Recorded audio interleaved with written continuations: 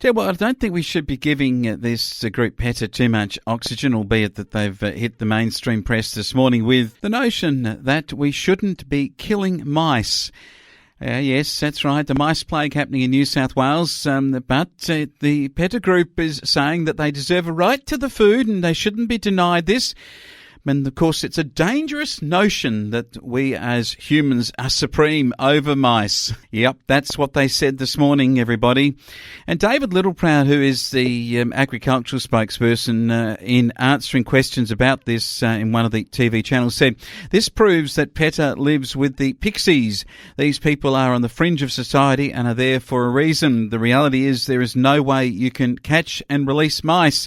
I mean, I came home after a couple of weeks away and found them in my bed chewing my jammies. This is the reality that people in regional Australia are facing. There is a plague and there is human supremacy, and that's how we evolved. Otherwise, we don't and we won't survive. These fringe elements of society, that they should be treated like the same as humans. They shouldn't be given oxygen. We should ignore them and let them sit on the fringes and never give them oxygen in terms of being out there in the media."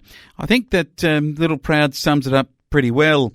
You know, in Victoria right now, the government is proposing a package to support our horticulturalists, and particularly those that are growing stone fruit and our oranges and lemons and so on, to protect them with a new fruit fly strategy.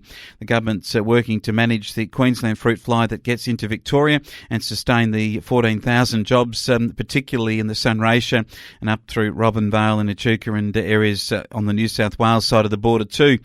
As part of this budget for Victoria, $5.3 million is being made available in horticulture areas in the Yarra Valley, and which our broadcasts go out on 106.3.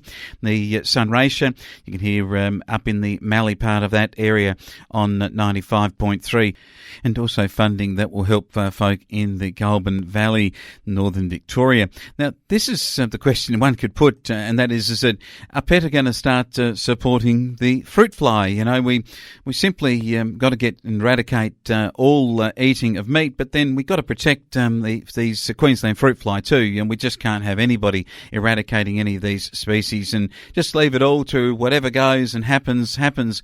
It's a surefire way for those that are not eating meat within the PETA grouping that they would find that they'd starve very quickly with that notion. The systems we've put in place to feed 8 billion people on the planet include a strategy like governments put in place to eradicate mice in our fields and crops, and also to eradicate the fruit fly from our orchards. And if we didn't, then we would not be eating the wonderful produce we have in this wonderful country. Maybe the PETA people should think about where they buy their produce from, how it maybe got to be there before they start making crazy remarks about whether or not the mouse in the paddock deserves to survive.